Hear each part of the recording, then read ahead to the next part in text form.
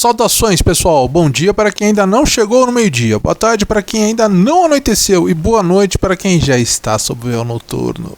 Dando continuidade e terminando a provisória mudança na rotina dos vídeos desde o dia 3 de abril de 2022, agora muito contente que muita gente percebeu a importância de todos nós, pessoas praticantes, escrevermos livros a nos manifestarmos na arte que conhecemos. Conforme tanto eu não sabia fazê-lo antes de escrever e publicar meus livros, possivelmente outras pessoas sem qualquer experiência têm a mesma dificuldade.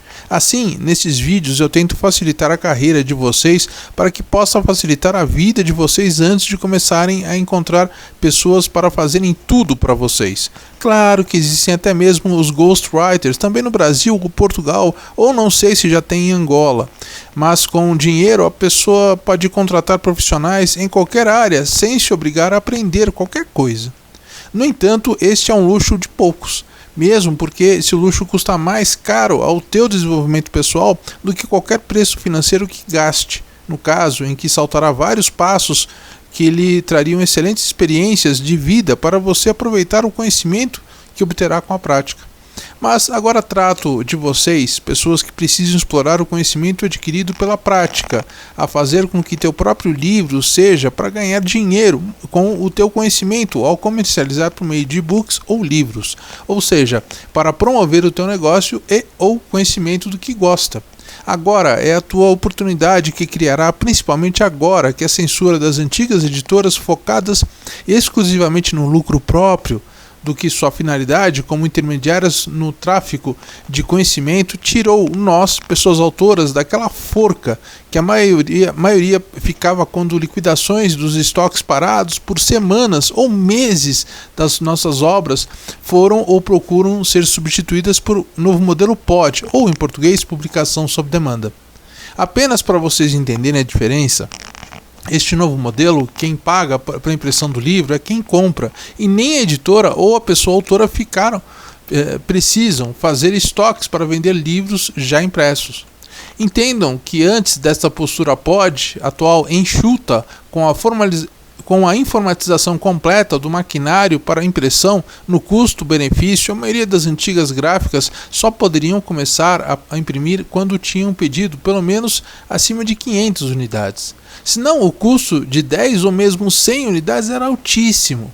Assim, atualmente, até mesmo as editoras terceirizam a impressão para outras editoras POD, ao invés de sustentarem a estrutura economicamente muito pesada com as gráficas das próprias editoras no modelo antigo.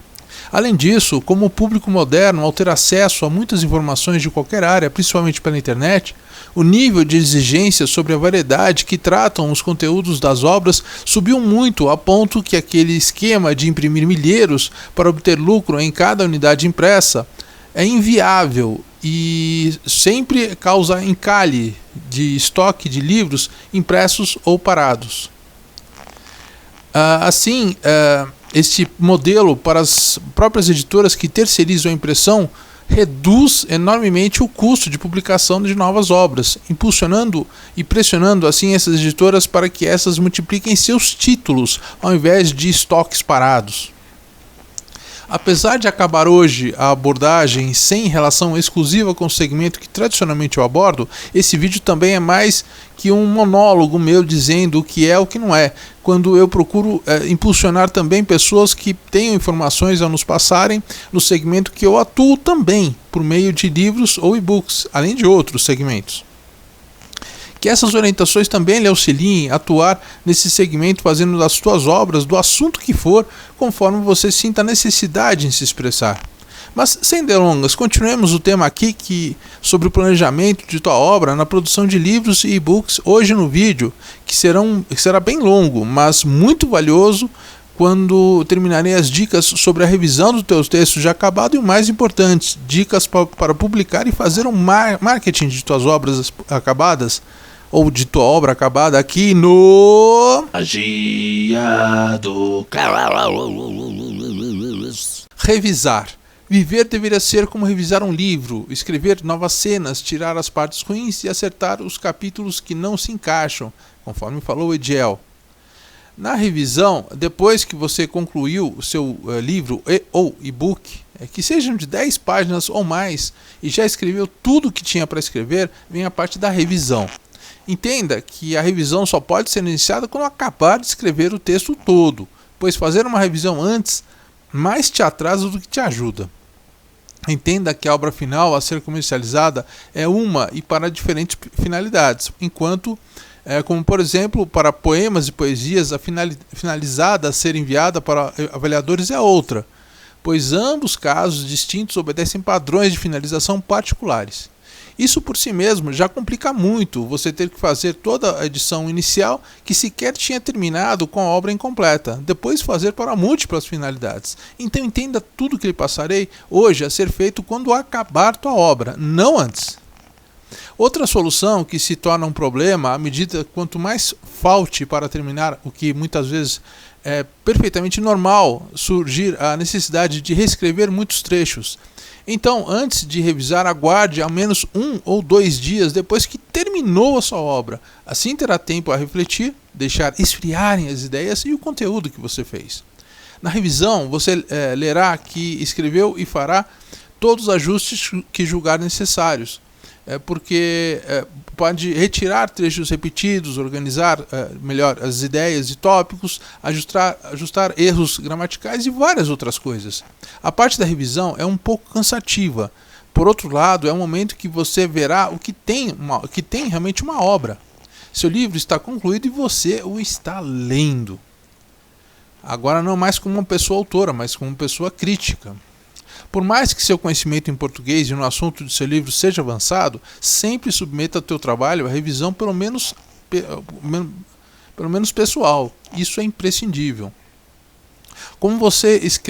Caso você escreva algo, é claro que lhe parecerá bom, com sentido, de acordo com o seu ponto de vista, uma vez que foi você quem escreveu a obra. Por esse motivo, é muito importante que alguém que ainda não sabe qual o conteúdo da obra leia seu trabalho antes dele ser lançado para lhe oferecer uma opinião imparcial. Então, para a revisão é importante que avalie tua obra sobre 2 aspectos diferentes. A língua portuguesa, que é uma das mais difíceis.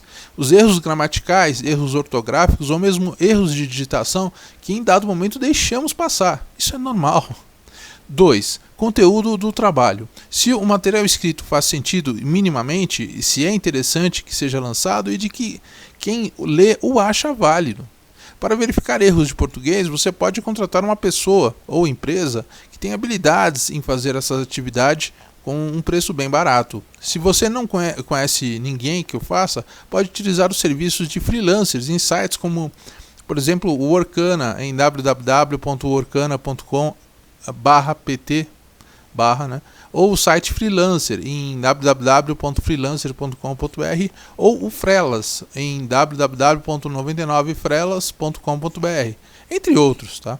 Lá você informa sobre o trabalho que você quer contratar e receberá diversas propostas com valores que profissionais te cobrarão. Você avalia o escolhe melhor. É importante que no anúncio seja o mais detalhista possível, a escrever algo como: procuro profissional para revisar erros de português em e-book com 100 páginas ou 17.000 palavras sobre viagens.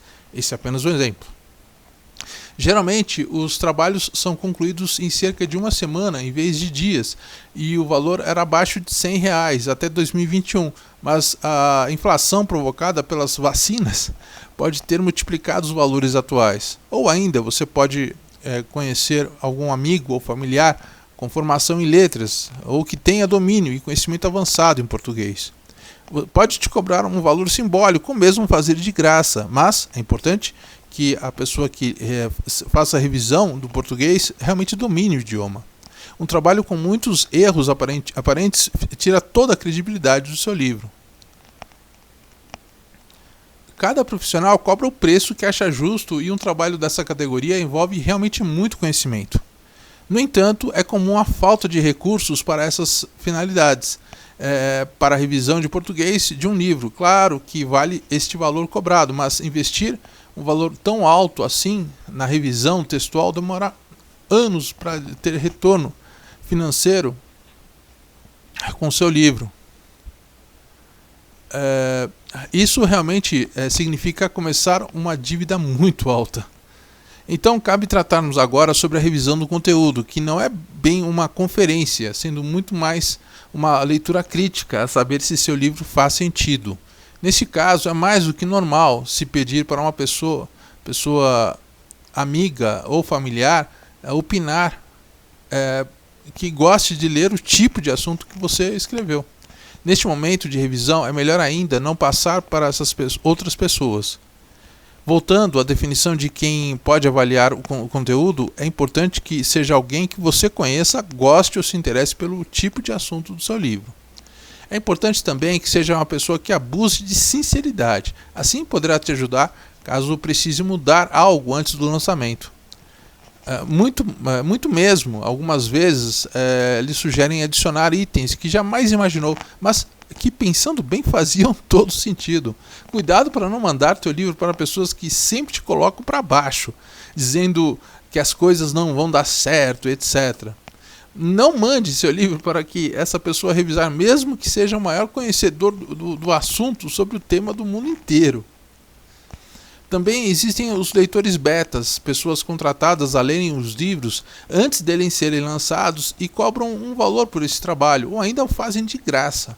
Geralmente especializados em temas, por exemplo, pode ser um beta específico de livro sobre viagens ou sobre finanças e assim por diante.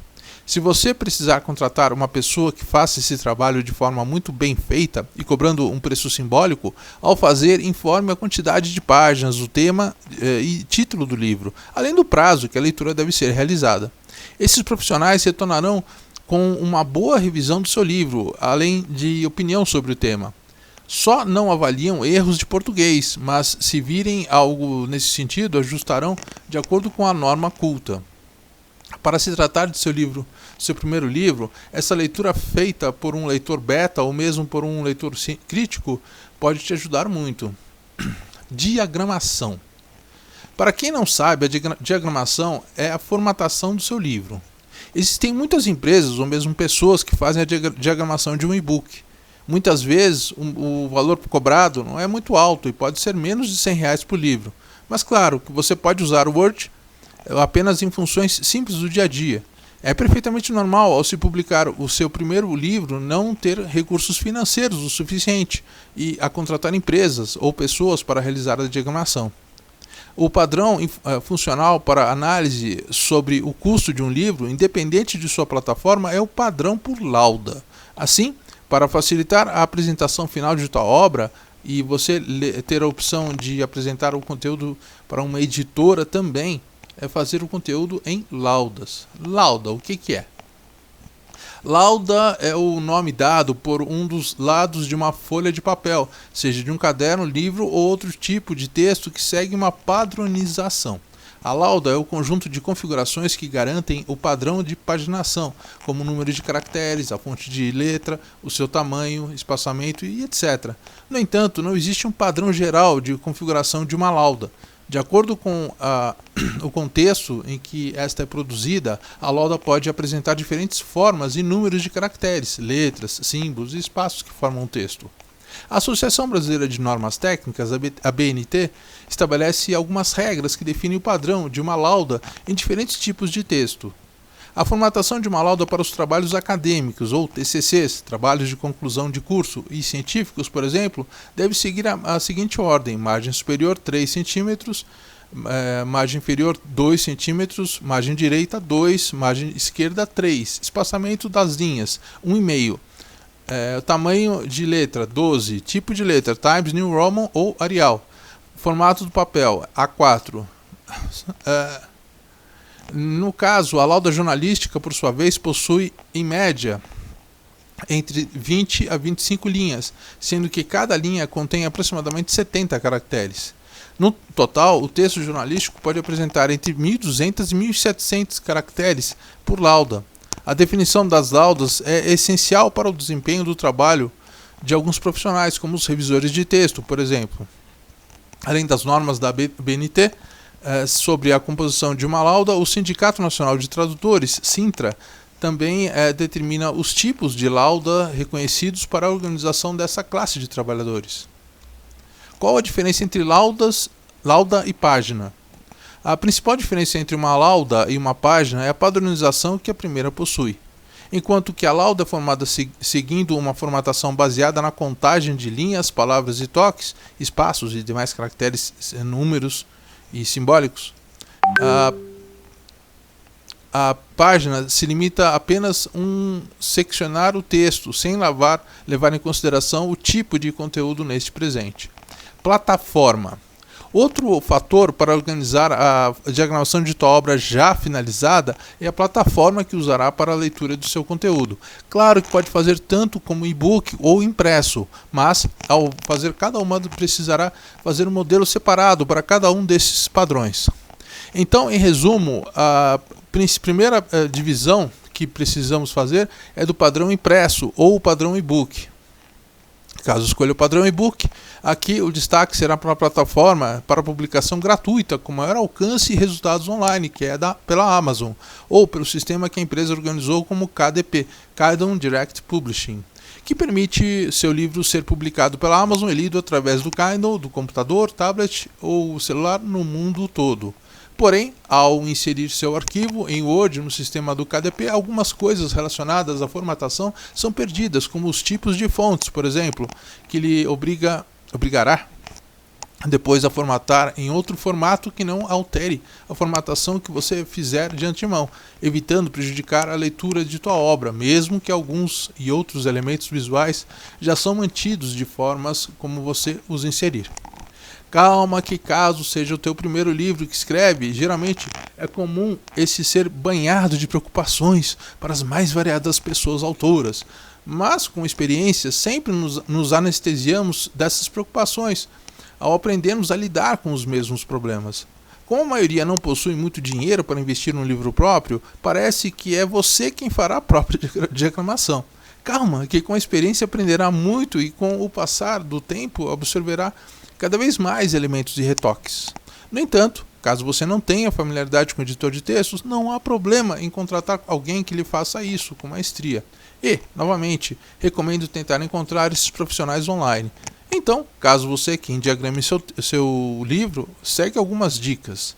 Títulos e subtítulos. Na barra de ferramentas do Word, caso, já existem diversas formatações de títulos prontos. Veremos na imagem, veremos que uma possibilidade é colocar todos os títulos de capítulo padronizados que estejam com a formatação título 1. Já os subtítulos que sugerirem ao longo do texto podem ser colocados com a formatação de título 2. E se dentro desses subtítulos ainda houverem mais tópicos, podem seguir como título 3 e assim por diante. Então, assim, eles se diferenciam. Você pode diferenciar eles de uma forma mais fácil de ser organizada a sua obra. Cada tipo de título tem a sua própria formatação, já automática no sistema. Você pode ajustar como tamanho, cor ou mesmo tipo de fonte. Mas é importante que coloque os títulos como títulos dessa forma para facilitar na hora de montar o sumário automático que falaremos a seguir.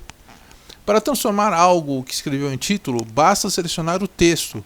Em seguida, clicar no estilo de título que decidir na barra de ferramentas Formatação. Depois de formatar padrões, selecione o texto que definiu como título 1, como padrão na opção Painel de Formatação, na barra da página inicial, para padronizar todos os outros títulos e subtítulos de posição semelhante. Isso que formará o painel de divulgação, a servir de base como sumário automático. Sumário automático. Para você incluir um índice automático em seu texto, também, desde que ao clicar já é direcionado ao local no livro correspondente, é bem simples. Primeiramente, coloque o cursor uma página antes da introdução do seu livro, e é lá que o sumário deve estar. Clique então no botão Referências na barra de ferramentas Formatação. Em seguida, clique na seta que aparece logo abaixo da palavra sumário. Pode escolher um dos modelos já existentes ou pode clicar no Inserir sumário. Pode manter as opções de acordo com o que aparece nessa janela. Mude apenas onde informa mostrar número de páginas. Clique na caixa ao lado para que não mostre o número de páginas. Isso não é necessário. Ao clicar em OK, aparece em um sumário. Pronto, fez o seu índice clicável. Em seguida, organize para que fique com uma aparência mais bonita, além de retirar itens desnecessários. O programa considera como título todo o formato como título. Por esse motivo constam o nome do livro, seu nome, etc. Também mude o tipo da letra para que fiquem todas iguais. Bem melhor, né? Lembrando que ao ser lido pela Amazon, mesmo através do celular ou computador, ao clicar no título, o leitor já será direcionado para o local correspondente do livro. Mesmo que isso pareça insignificante na leitura de livros impressos, para você editar e terminar a diagramação com maior agilidade também do impresso é um recurso excelente. Letra capitular. Letra capitular é uma letra grande, fácil de ser inserida em seu texto que aparece no início de cada capítulo. É uma opção muito bela e que facilita muito a leitura, embora não saia a pontuação de forma mais adequada possível. Ele pode ser bem útil, principalmente nesses momentos em que você tem uma ideia de algo ou de algum trecho do livro para escrever e não tem como anotar em nenhum outro lugar. Você fala rapidamente no aplicativo, já envia para você mesmo e pronto. A informação fica salva com formatação de aspecto bem mais profissional quando há a letra capitular no início de cada capítulo, mas é opcional. Você só coloca se acreditar que faz sentido em seu e-book. Para inserir, basta selecionar a primeira letra do capítulo, clicar no botão Inserir na barra de ferramentas Formatação. Nos últimos botões no lado direito, basta clicar em Letra Capitular.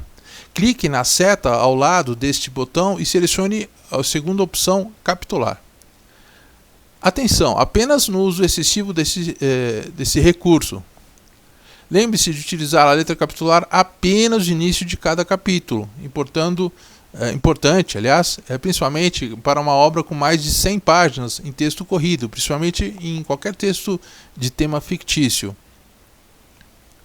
Tabelas e elementos gráficos.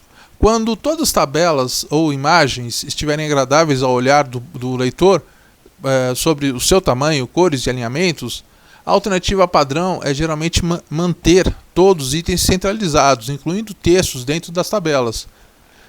Tente não colocar tabelas ou imagens muito grandes, porque não ficarão visíveis em sua melhor versão. Atente-se a deixar tudo configurado como o seu livro fosse impresso. No editor do Kindle, as imagens e tabelas não são alterados. Para formatar uma tabela que para todo o seu conteúdo fica alinhado ao centro, basta selecionar a tabela, clicar com o botão direito do mouse, escolher a opção Alinhamento de célula e deixar na forma que mais te agrada aos olhos. Então, tamanho, tipo e cor da fonte. Todo texto deve estar com o mesmo tamanho de fonte, letra, cor e tipo. O texto fica muito profissional quando há uma padronização. Você pode optar pelas fontes mais tradicionais como Arial, Times New Roman ou mesmo Calibre, que é o padrão em muitas versões do Word. Mas mantenha o tamanho 12 e verifique sempre se todo o texto está na cor preta. É comum copiar e colar textos de alguma fonte e, ao invés da cor preta, a fonte ser um cinza ou azul bem escuro. Para fazer todas essas alterações nas fontes, basta utilizar a parte da barra de ferramentas Formatação. Os títulos podem ser apresentados na forma que já aparece na parte da formatação automática de títulos. Fonte, tamanho e até cor dos títulos podem ser diferentes no restante do texto. Parágrafos, recuos e espaçamento. Lembre-se que o seu livro não pode ter apenas uma junção sem fim de palavras. É importante que elas sejam agradáveis de serem lidas. Por essa razão, é muito importante estar atento aos parágrafos e espaçamentos. Para realizar esse ajuste, selecione o texto que aplicará a formatação e clique em parágrafo na barra de ferramentas Formatação. Altere o alinhamento da esquerda para a opção Justificado. Assim, o texto ocupará toda a linha, de modo que os espaços são preenchidos e facilita muito a leitura. A opção Espaçamento, tanto antes quanto depois, variam conforme o volume de texto que fará. Quando o texto é curto, com até 5 ou 10 laudas, pode esticar o espaçamento até 18 pontos.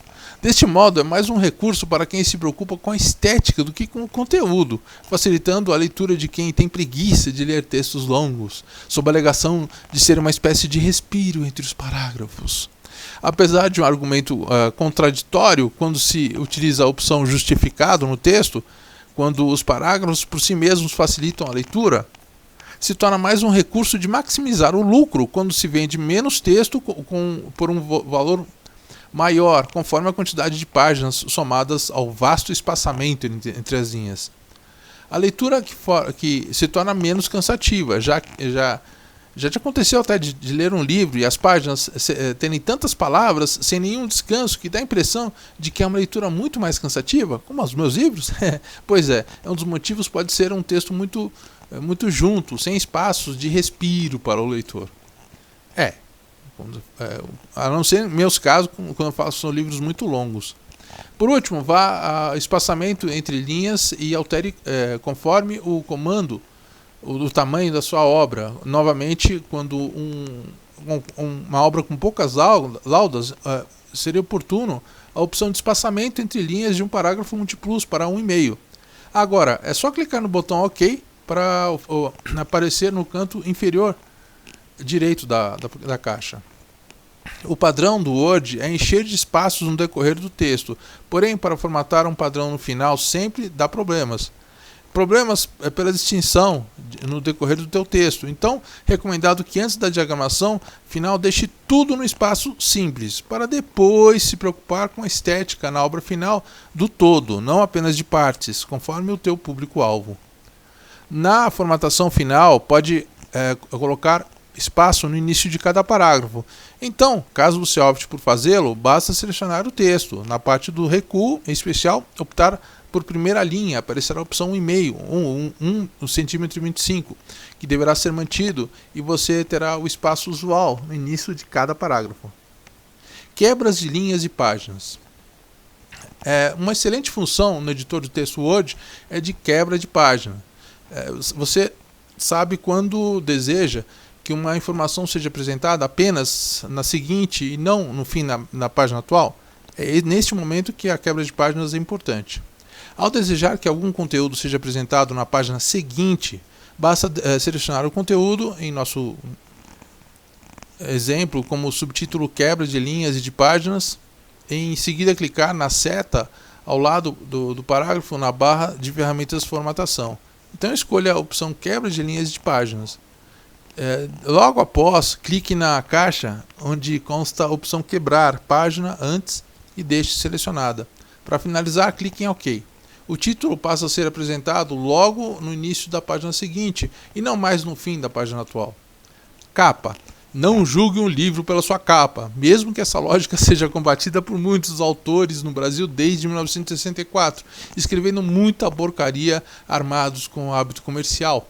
Persistente das pessoas vendedoras em livrarias comprando apenas títulos que vendem mais, com capas esteticamente elegantes e nomes de pessoas autoras que se divulgassem em outras plataformas. Isso até 2000, quando se modelaram gerações que pouco se aprofundavam em suas áreas, além de enxames de fofoqueiros, quando a internet e o contato entre consumidores, ao invés de com vendedores, começou a reverter isso. Isso pode ser constatado pelas maiores marcas de livrarias moldadas na estética tanto física como de pouco conteúdo e muito entretenimento extra falirem. E novos grupos de livrarias especializadas em lançamentos e trabalho com obras de conteúdo serem opções de grande sucesso atualmente fora da internet. Saiba para considerar a venda de obra impressa também com acordos e negociações com estes novos canais de livrarias físicas, além das opções online. Mas, seja em qualquer caso que opte, o importante da capa sempre será seu diferencial e memorização da mesma, ao invés de focar no belo e agradável. Aquele esquema em que se usava a retórica de que, quando a pessoa autora é desconhecida e sem muita informação disponível, deveria se buscar a atração pela beleza da capa de um livro, sempre foi furada. Tanto que, mais uma vez, embasam até mesmo essa teoria por não ser tão ruim quanto possa parecer. são só aparências, pois principalmente no caso físico, a pessoa pelo menos folheia o índice para saber do que o livro trata e como se desenvolve, pelo menos nos títulos dos capítulos. Claro que para a capa ter seu diferencial é fácil de ser memorizada. Algumas características são muito importantes ao escolher uma capa. A seguir, algumas considerações importantes. Título e nome da pessoa autora devem estar apresentados com fontes grandes e perfeitamente visíveis. As cores são importantes quando o fundo seja em cor contrastante ou complementar das letras e imagens, quando houver. Terceiro, antigamente se buscava similaridade com capas dos livros similares ao que publicará, mas além de grandes chances de você ser pessoa vista como autora plagiadora, no máximo esta análise pode te dar uma ideia do que o público compra em relação à cor da capa de um determinado tipo de livro.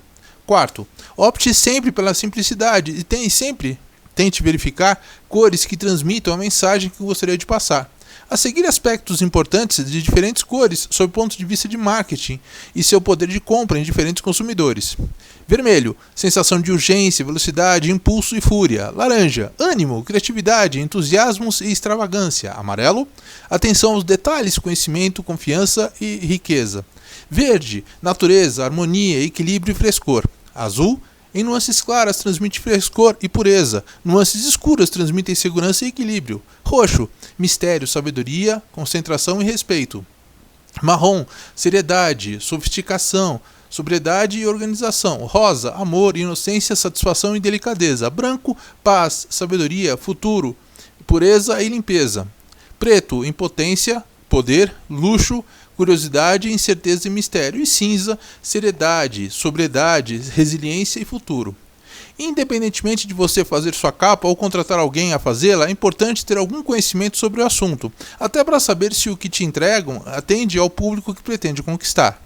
Experimente opções para você fazer sua capa no site www.canvas.com ou no prezi.com ou no pictochart.com, pictochart.com ou no Venngage, vennngage.com ou também no visme.com /pt-br.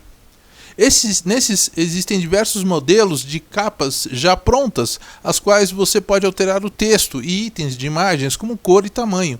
Algumas plataformas são gratuitas, pelo menos no começo, e todos os templates ou modelos são elaborados por designers profissionais, de modo que não precisa se preocupar com cores e imagens, uma vez que isso já foi pensado previamente por quem realmente entende.